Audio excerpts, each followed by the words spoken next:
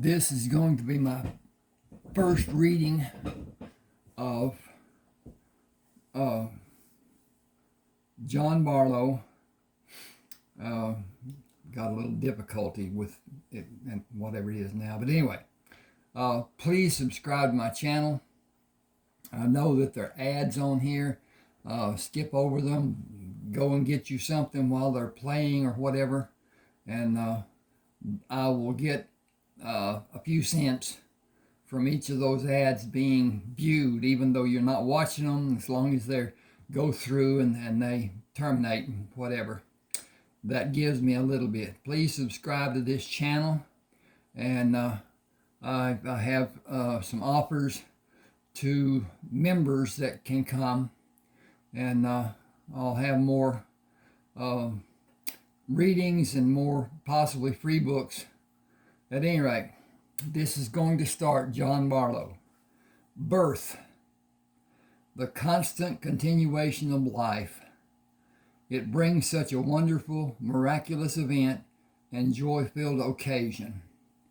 My emergence into this world was not such a celebrated event. The usual shock against the newborn's body from temperature change and subsequent voluntary gulping of oxygen to fill infantile lungs did not happen. I did not scream a protest or flail my limbs. I remained limp, without body functions. I was not considered to be among the living. From habit rather than need, Dr. Andrew Halbron clamped off my umbilical cord and removed my attachment to my mother. Chance is all we are guaranteed in this sojourn we call living, and chance had all but stopped the life-sustaining blood flow to my body. Animals lay eggs, and through incubation the miracle of birth occurs. Eggs, or a single egg, are carried inside a natal sac in some animals, and the miracle of birth occurs. The newborn is mostly silent during the process, and afterward declares to the world how upsetting being taken from the secure confinement of the womb is. With pitiful protest shouted as vigorously as our newborn lungs will allow. The same life support cord leading from my mother to my body became my greatest enemy.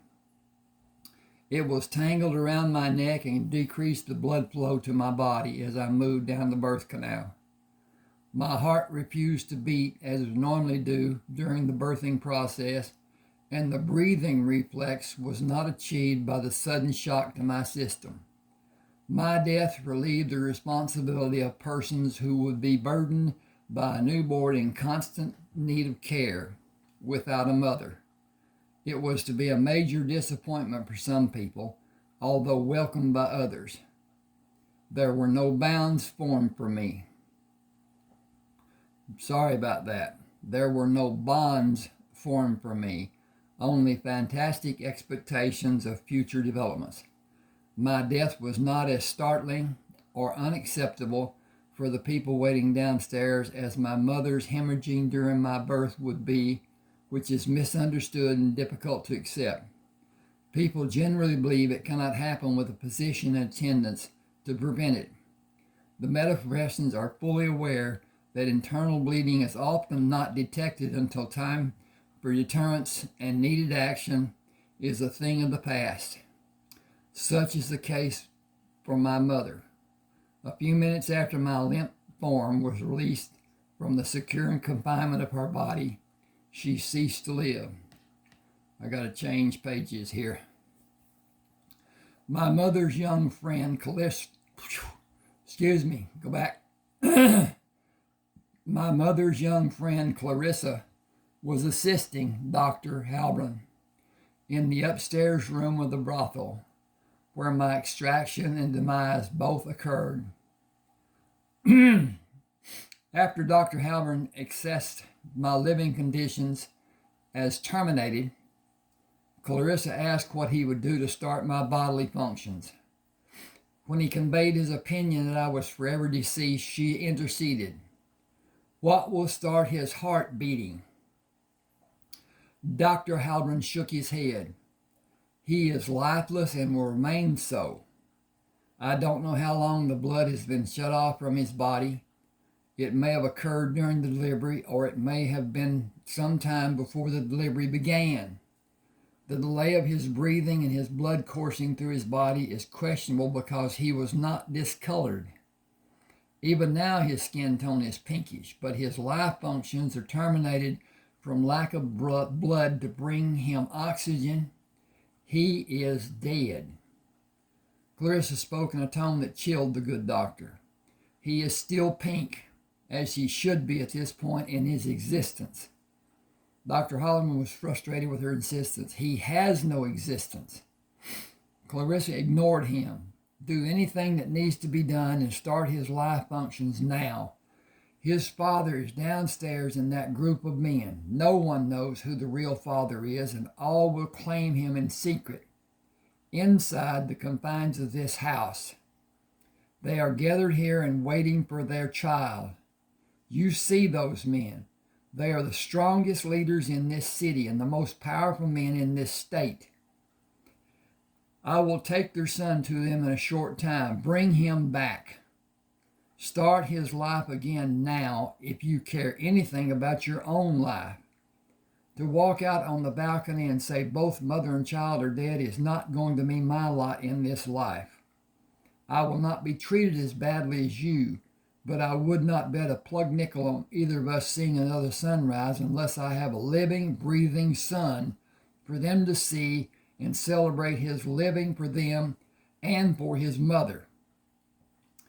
Dr. Halpern wrung his hands. I don't know what to do. I don't know if his heart will even respond. He needs electrical stimulus to make it active. Do it. He protested. I don't have anything to cause a shock to it, and I don't know if it even work should something be rigged to cause the shock that his heart needs and how it should be regulated. He is only a tiny baby. A standard electrical charge will burn flesh. A standard electrical charge will burn flesh. I have no way to help him or myself. Excuse me just a second.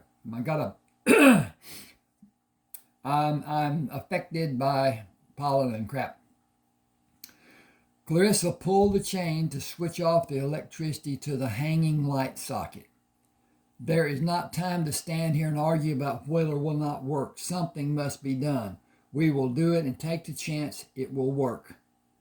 The small table lamp dimly lit the room when Clarissa pulled the electrical cord from the plug-in that screwed into the socket hanging from the ceiling and held the overhead light bulb. This was an old, I'm talking now. This was an old apparatus that had a switch that was on a chain. You could put a light bulb in it and then screw it into the light bulb holder that was normal, and then be able to turn the light off and on using that chain. The wall switch had to be on. Then when the chain was pulled, the light came on. When the chain was pulled, the light went off. It was an apparatus that was in our houses when I was young. That was a long, long time ago.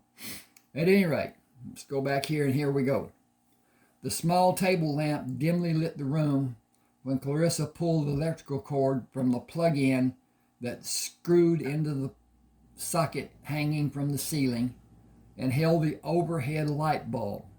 She cut off the end with a knife, split the cut end down the middle, and pulled the ends apart farther before baring the wires. She pushed the two prongs opposite the split end into the parallel electrical slots. Taped the wire over his heart on his chest and over his heart on his back. I will hold them with my hands and slow the current. Turn the light off, and I will pull the chain to allow the use of the switch on the wall to turn the electricity on and off and shock him. Do it fast for both him and for me. He taped the bare wires into place and moved to the light switch on the wall. This is going to knock hell out of both of you and him. Both you and him. She checked the connection of the metal prongs. Excuse me, I'm backing up. She checked the connection of the metal prong she previously inserted in the plug-in on the light socket and pulled me up to place the palm of her hand under my body and laid me back on the bed. Placing her hand over the tape on her opposite hand, should be, she pushed firmly against my body. Use the palm of your hand on the switch instead of your fingers. Up and down. Turn it off, on, and turn it off fast. And it will not do more than burn us a little. Do it. The electrical current struck both of them and dissipated when he switched the light off. I breathed in my first fresh air and screamed as loud as I possibly could. Clarissa pulled the tape away from my chest and rolled me over to pull the tape from my back. She pulled the metal prongs from the light socket plug-in. Turn the light back on and give us some ointment for our burns. Dr. Halburn looked at my chest and turned me face down on the bed. Turning me to lay on my back, he said, he doesn't have a burn on his front side or his back side. Amazing. You don't have any burns either. You must have held so tight the current came on and the ends did not move until the slightest bit, even the slightest bit. Hang on with me just a second here. I got to check on something. Okay, we're doing good. And it is 4:30. Okay. All right. I need to manage the umbilical cord and clean him before you take him out. You need to be aware he will probably be retarded as long as he went without oxygen. Excuse me again. Clarissa said he will not only not be retarded, he will do better than every one of his classmates. She paused. I will tell everyone downstairs what has happened and come back to get him. There will be sadness because Francis died and joy that John lived. His name is Jon Bartleaux after his mother. Clarissa announced my arrival and my mother's passing and came back to take me downstairs to be welcomed. Madam took me from Clarissa and allowed everyone to see me. I was entering college before I learned that Madam's name was Charlize Thibodeau. She was my legal guardian and my legally adopted parent. She was never affectionate with anyone as far as I knew. Until I could walk, she carried me and tended to my needs, or she had someone tending me. If I was not in the playpen, the center of the great room, or sleeping in my crib in the upstairs corner bedroom, I was never alone. Someone was always nearby to be able to see me if I had a need. Where am I? Okay. She did not allow me to be alone and assigned someone to tend me until my 4th birthday, when I was given total freedom of the house. I was accompanied when I left the house. Madam instructed me to help the people who watched for my safety, and I was taught to keep them safe by my 3 physical instructors. Lois James was my wet nurse until I began to walk. She left the brothel after I was able to eat solid food and died before I was old enough to reconnect with her. Smoking was not allowed in the brothel after I came to the center of attention. The men of the city came for the comfort of the women and lavished attention on me, when they were allowed. Nothing was done in the brothel without Madam's approval. Everyone asked and she smiled. She either smiled or frowned or kept silent, never speaking to give permission or deny it. Never. Nobody was ever nonchalant or cavalier with the madam. Her smile was a lustrous approval. Her frown was an undesired condemnation. Her laughter was not permission for anyone to join her in her merriment. She was apart from the others who came to the brothel and the women who lived there, except with me. I was the first consideration for everyone who came there. She demanded it. No righteous behavior was tolerated. I was protected in every way possible. My well-being was assured by everyone. Second to her concern and her demand for my well-being was my education. I always had illustrated books, and I began reading books given by everyone who came to the house between my third and fourth years. The books were always given. Madam did not allow anything to be loaned to me to be taken away at a later time. Nothing was ever taken from me that I can remember. Nothing was allowed to be accessible to me that I could not hold and keep as long as I wanted. Madam's quarters were private. Her bedroom was mine. My bedroom was mine alone. All the other rooms were part of the brothel. Madam's and mine were not. They were off limits, and they were simply respected. Every woman in the brothel had responsibility for me, as Madam permitted or assigned. Doors were never locked, and I was permitted complete freedom except when someone was sleeping or if the door was closed. Even during the intimate times when the business of the brothel occurred, the doors were never locked. I did not open a closed door or ask permission to enter. Madam never disciplined me. She did not need to. I knew from an early age to seek her approving smile. That chill that prevailed the house when she was distraught was palpable. I did all I could to please her, as everyone did. When her mood was pensive or brooding or truly dark, she was left strictly to herself by everyone. I always waited for her to come to me the few times I could remember something being amiss. She managed everything her life, in most cases, apparently without consideration. She managed a business that was approved of by some, but those people did not voice a disapproval publicly. I'm sorry, I got to go back. She managed a business that was not approved of by some, but those people did not voice a disapproval publicly. She was well known in New Orleans, and with an approval or not, she was honored and respected.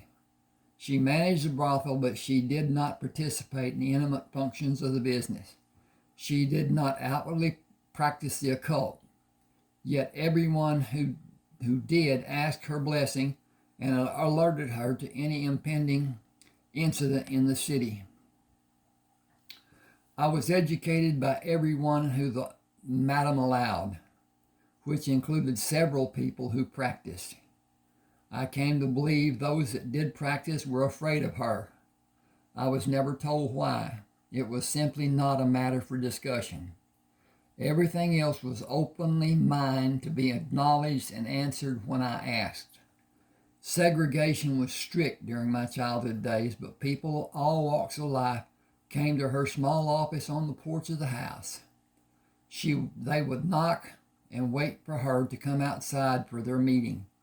Money often changed hands, and I knew she kept money in the office. But as with every other door, the office was never locked. There was never a problem. It was not allowed, and she owned the property in the 6-block area in every direction around the brothel, and her tenants made certain there was never a problem. My life and my security was enhanced by Madam's protection of me and those people who were with me, and by the prominent people who were known by her.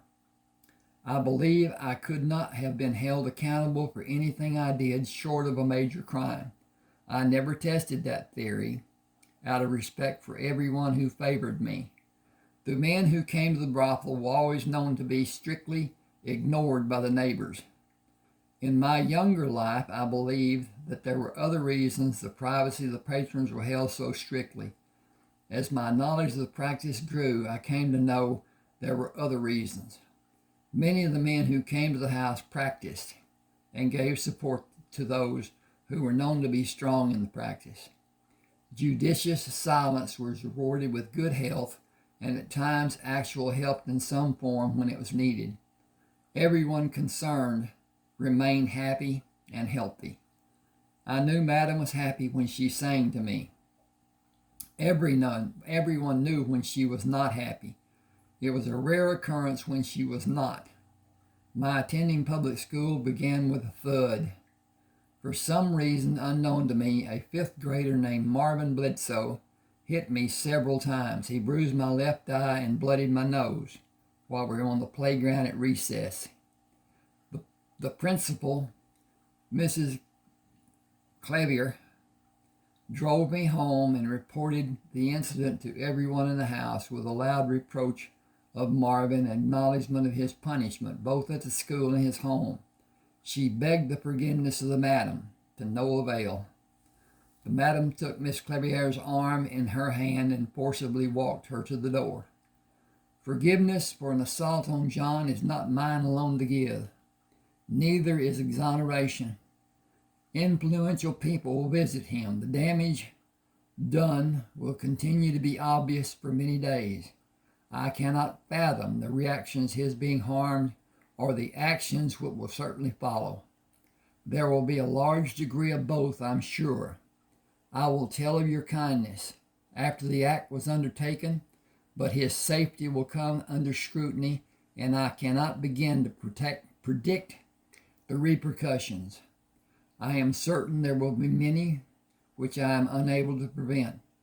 Jon is not allowed to fight. That does not mean he's not able to fight or preclude his being safe from anything like this happening again. You will need to explain why Marvin Bledsoe was on the playground with children much younger than he is. I will not demand that explanation from you now, as I cannot fathom an answer which I would be able to accept as reasonable. Miss Clavier said, I cannot either. Madam simply turned her to study her face, and turning her away, continued to the door. Our family physician will be called to examine Jon's injury. I will do nothing more than that, including attempting to hide Jon's injuries. I suggest you prepare for how others will react. I cannot imagine a way you will ever be able to do that to anyone's satisfaction, particularly your own. Thank you for doing what you were able to do. I am sure you will not have a reason to come here again. Miss Clavier put her hand over her mouth. This is not going to go well for me, is it? As I observed on so many occasions, Madam's expression did not change, and she did not answer. When the chief of police came to the house, he took my shoulders in his hands and looked down at me. Who did this? Madam said, an older boy at Jon's school. He did not again, excuse me. This is down on the page, I can hardly see it. He did not speak again before he left. When he returned, the men in the house went outside to meet him. I either do not remember what was said or I did not learn. I remember Madam was told I would never have another incident anywhere in the city. I cannot remember ever seeing Marvin Bledsoe again. The kids in the school avoided me after that happened, except Tish Alderson. She sat next to me and always had a small glass cylinder containing cinnamon toothpicks that we shared. We were friends until she moved away after we completed the 6th grade in elementary school. My life was never like my friends' lives. They had a father and a mother and brothers and sisters. I had 26 mothers and a city full of fathers. With no clue what a life of complicated siblings relationships held, I think I was blessed, as my friends told me about the complications they encountered and mostly wished to escape. That was 2 sentences I read as one. I had a wealth of knowledge imparted by surrogate parents. Nothing I asked about was withheld. The infantile explanations talked about by my classmates during my formal years were quickly swept away. I did not offer those jewels of wisdom to the naive children who often spouted some garbage their parents had imparted to placate and dispel the questioning of an interested child or to clarify what an older child had given as an explanation. Until I was in college, I believe Madam often commented about opinions being neither slow nor fast, but mostly half-fast. I took her words to be exact without seeing the humor. One day, while I was deeply engrossed in studying the library, I had an epiphany. My laughter was judged to be inappropriate for the surroundings. My sources were opinions and the knowledge of a broad spectrum of diverse people and the Encyclopedia Britannica, volumes so large I could not open and hold them. An adult read to me from them until I was in the 4th grade. Madam did not allow morals or dictation of society to lead my education to falsehoods of convenience.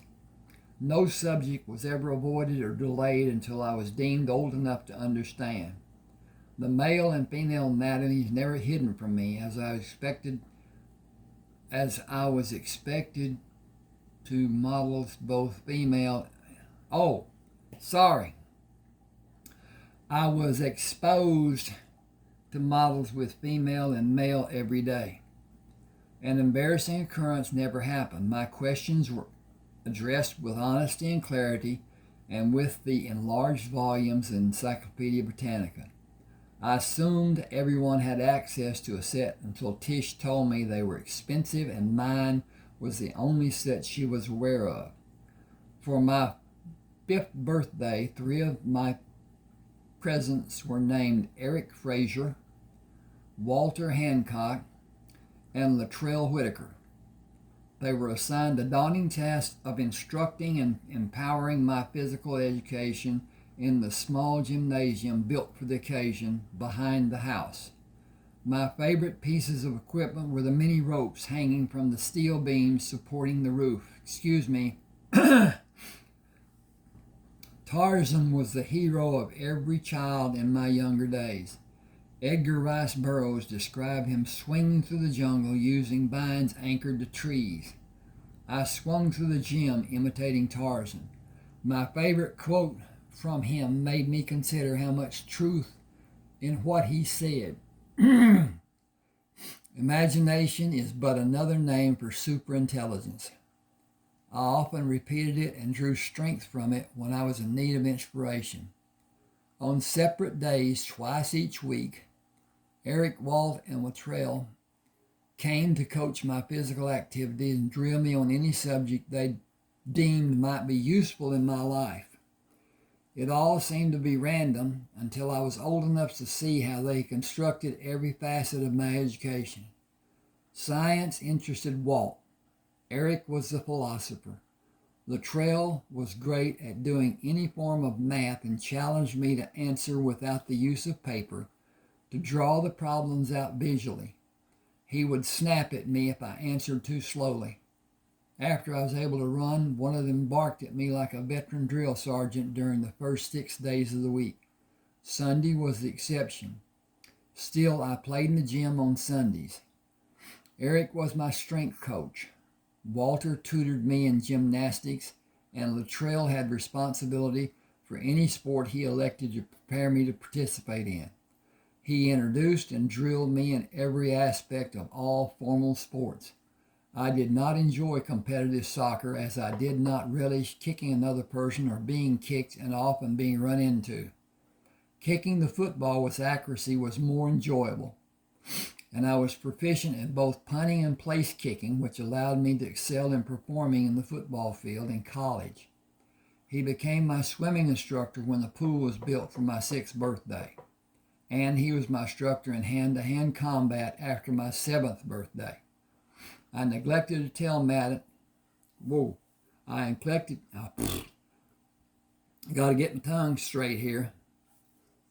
I neglected to tell that Madam took every opportunity which developed to tell me more about my mother, and birthdays always began with her reciting something from the past to draw my attention to asking for more information about my mother.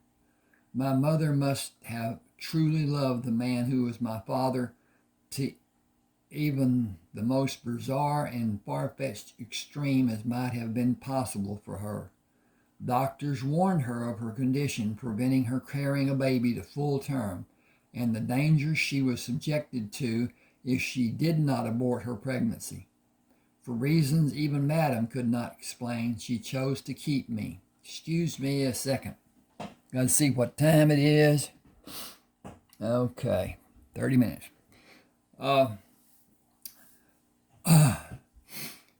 This media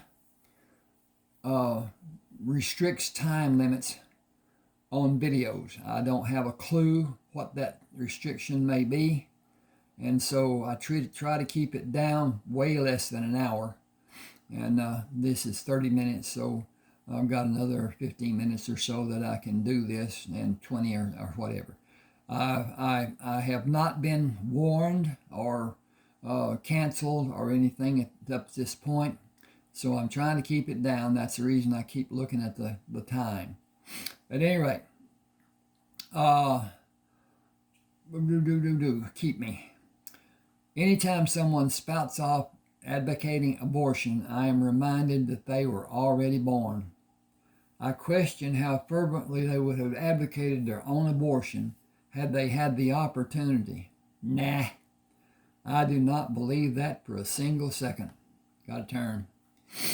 Science declares the world to consist of a structure of electrons, neutrons, and protons. I believe they admitted an extremely large class designated as morons. My mother was a very thoughtful person toward other people as well as the makeup of the world she was born and grew to adulthood in.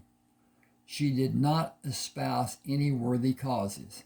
She kept her own space and tidied as much as was possible for her.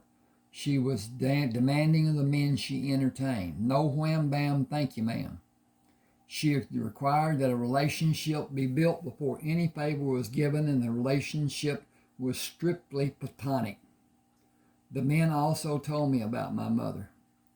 Every other woman in the brothel was a professional. They did not allow emotions. Strictly business, and the more business they had, the more profit they had. None of them allowed and demanded emotional involvement with the Johns as my mother did. She was the favorite of the regulars for the same reason.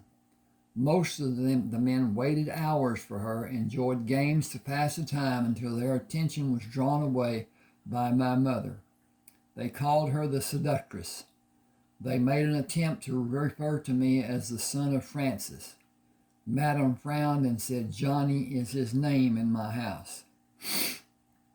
I believe she was being respectful mother, but also of Lois.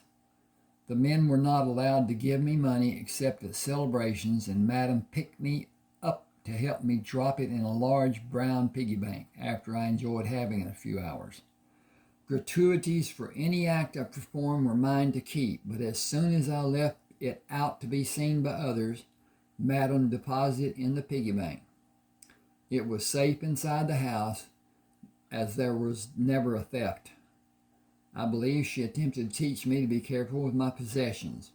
They were very successful lessons, if that was her intent, for they served me well in my later life. I began swimming in the public swimming pool and visited homes that had pools.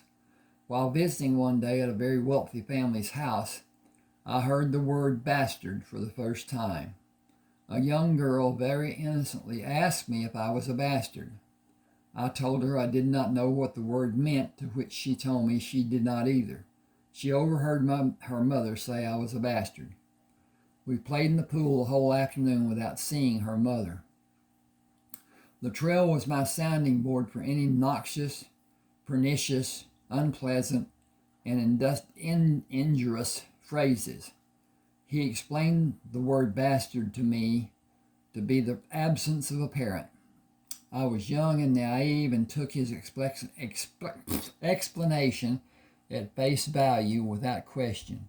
I referenced the encyclopedia to learn what the word meaning truly was and the connotation of the word as it applied to me. I was very happy to be alive, and it was not a concern for me. I never felt it was harmful to me, so it was never a problem.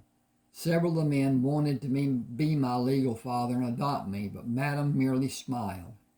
She asserted she would keep the legal control of my life until she died, and I would forever have the Bartleaux name. I did not change the name of my business for that reason. During my 13th birthday party on May the 8th of 1923, I was blindfolded and taken outside to see a new Oldsmobile parked on the street. Madam took the blindfold off and said, "Happy birthday." I said, "Thank you all. Are we going for a ride in this new car?" She smiled. "It is your birthday present from all of us, but you will not be able to drive it outside of the neighborhood." The driving permit I was given in June stipulated a licensed driver was to be seated as a front seat passenger until I was 17 and received a valid driver's license. I was not allowed to ask someone to ride with me. Madam instructed Eric, Walt, and Luttrell to remember their duties. They never questioned her reasoning. I did not either, and happily drove around the neighborhood without an incident or having anyone ride with me. I did as I was accustomed and learned through the trial and error, being careful to avert an accident by slow movements and quick lessons. My business ventures before my 14th birthday. My business ventures began before my 14th birthday. I had been visiting the docks with my friend Brian Castro in his car since spring arrived in New Orleans. We would park and move through the workers on the docks. Brian's father held the office of local secretary for the Longshoremen's Union. The dock workers had known Brian since he was a small child, but he was not allowed to freely roam the docks until the year before his 15th birthday. His dad arranged a birthday cake and a surprise party for him on the dock. I kept Brian away until the arrangements were completed. I went too far in my page turning. The candles on the cake were burning brightly and the men were hidden to surprise him. I had Mr. Castro's attention from my birth on a weekly schedule. I am sure Brian did not know about his father's nighttime visits, or if he did, he kept it to himself. I never knew if Brian had a mother. He never spoke of one, and I was never invited to his home. I am also positive Madam would have frowned if I had asked to go there, as she did so many times when I asked about visits until I ceased asking. When I casually mentioned the many times it happened to Luttrell, he said, "Nobody needs to hit you with a brick. You are a quick study, and if you take a lesson from your experiences to make sound decisions, life will not be able to bang you around as much as some of us have been treated." I was not able to use the advice Luttrell gave me on my first business venture to avert a near disaster. I talked to the purser of a ship about buying bananas and arranged to buy all the bananas he held in two of the holds of the ship by giving him cash for each load as I was able to move it. The ship had been delayed and the bananas in the brink of becoming rotten. I arranged to rent 3 horse-drawn wagons to load with bananas to sell to the shop owners in the 3 downtown markets and the 2 on the other side of town. Noah Triscott took the 3 wagon loads with bananas and disappeared. I went to the first stop where he was supposed to deliver one of the 3 loads of bananas and informed that he had not made the deliveries. I ran home to tell Madam. She made an appointment and put me in a taxi and instructed the driver to take me to Quentin Tufteller at his law office. After I told him what Noah Triscott did, he sent me out of the office. I heard him use the telephone over and over. After I went back in the office, he summoned Jackson Coltrane. Take John with you to the pier and wait for Noah Triscott to bring the empty wagons and continue loading the bananas from the ship. It will be late this afternoon before the bananas are distributed properly. Take John to his home after the last wagon is loaded. Noah Triscott will bring the last of the profits to John and receive the money he had bargained for initially. No harm is to come to Noah. He will be paid by John in the future. Excuse me.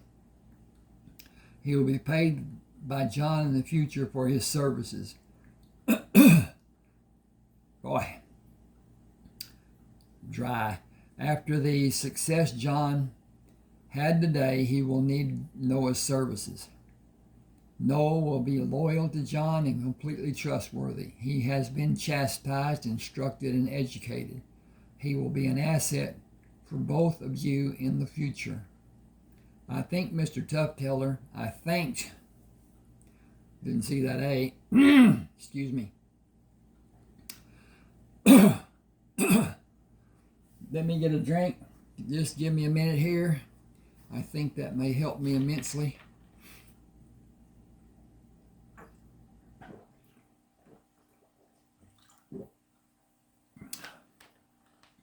My throat was dry. Ugh. I think Mr. Tufteller left with Jackson Coltrane. Mr. Tufteller is very stern. I have never seen that side of him before. Jackson looked straight ahead. He was mad clear to the bone. Noah will get his money from you and help you in every way you desire at any time as long as you desire. He is lucky to still be living. He was only trying to get more money from you. If he had actually stolen from you, he would have just disappeared and never been seen or talked about ever again. He did not try to hide, so he is still alive. He can count his lucky stars. Miss Clarissa wanted more from him, but Mr. Quentin asked her to allow him to handle Noah. Noah is one lucky fool. You won't have any more problems dealing with him. I remained silent until we arrived at the pier, but I wondered why Miss Clarissa was involved. Jackson stayed with me through the afternoon, collected the money from Noah, and paid for the loads of wagons as they were brought from the ship and loaded into the wagons. It was growing dark when Jackson drove me to the brothel. He tied the horse and came inside to talk to Madam, and later went upstairs with Madeline. I had to figure that out. Noah brought the cash he was given in payment for the last loads of bananas. He carried in a bulging brown paper shopping bag, with one hand under the bottom of the bag and the other keeping the bills from blowing out of the open top of the bag. I took the bag to the table in the kitchen and dumped it out in a manner that did not allow us to move off the top of the table. Did not allow it to move. Noah and I counted the bills, placing them order stacks in both ends of the table, and wrote our count on the paper beside the stacks. We switched ends and counted what the other had previously counted. It took more than an hour to make an accurate count of the money.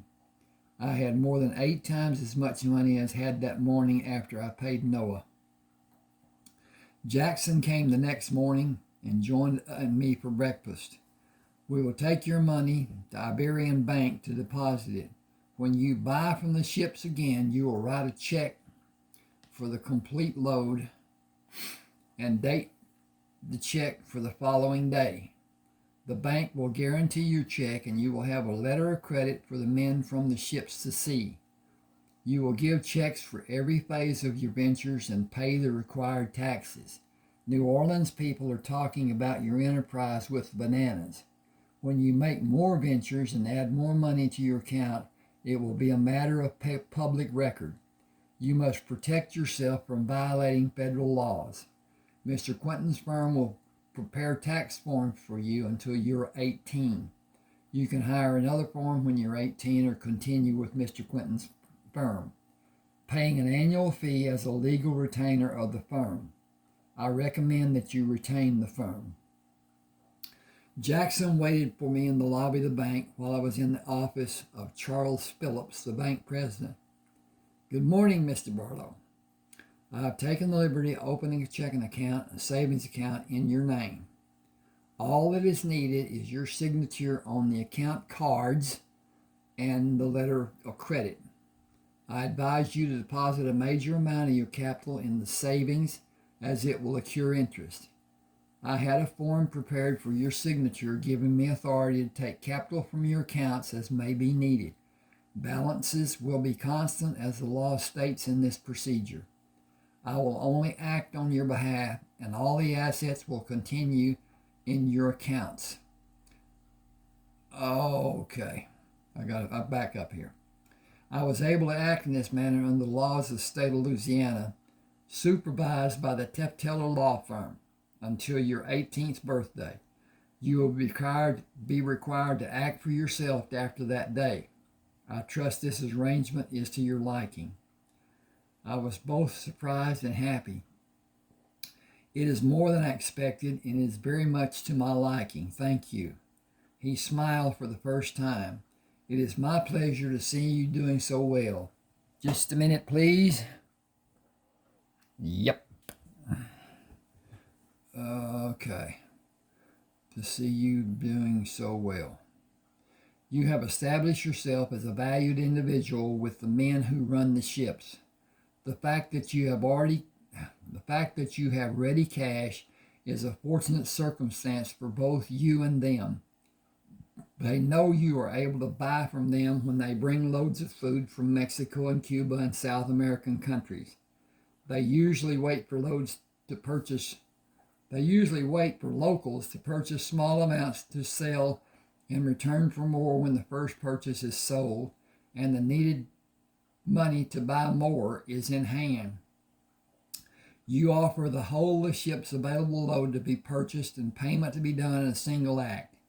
It will rejuvenate the process of the past. It will benefit everyone involved, particularly the people who purchased for their own consumption. The vendors will be able to charge less because they will have a knowledge of the amount that will be available to them, instead of making small purchases and the small sales they have been forced to implement in the past.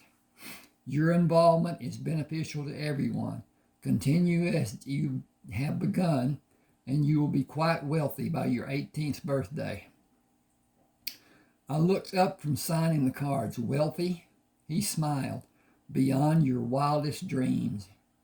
I have dreamed a lot, and you will have it and so much more. We will both do well because we will both help each other and many other people. Your business will grow as you grow. Your business will enhance others' lives and enhance their livelihood. This establishment will guide your progression and guard your business and your safety. Go solely, and I will monitor your dealings. My men are watching to aid you if it is needed. I believe it is common knowledge that my men have your best interest protected." I'm going to stop now. Please subscribe to my channel. Hit that like button, and I will have a second part done in a few minutes. Thanks for being with me. Hope you enjoyed.